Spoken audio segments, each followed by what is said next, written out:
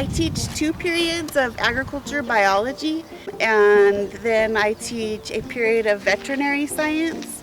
With as far as distance learning, it's been a challenge, but it's been kind of interesting and actually even rewarding in some respects. So it's especially uniquely challenging, I think, for any CTE program. So I've had to be really creative and spending a lot of time almost like creating new curriculum. But on the flip side, it's been really beneficial too, I think, and it's going to be a really good thing for the future because I have been forced to create this new stuff and I'm almost making better lessons. Actually, when I was a sergeant, I was assigned at the academy to oversee the academy for a couple of years. So I really got heavy into curriculum and aspects of teaching.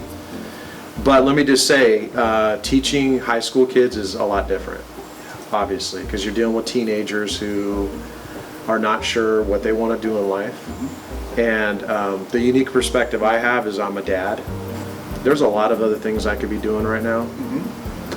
But I choose to do this because I really sincerely believe there's a need in our society to have kids consider a career that's in public service.